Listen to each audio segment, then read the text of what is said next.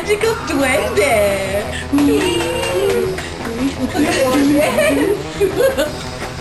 Okay, mga kapatid, meron po tayong loaded ngayon. Dire-diretso po siya para siyang bilog. Wala po siyang dulo, wala po siyang hangganan.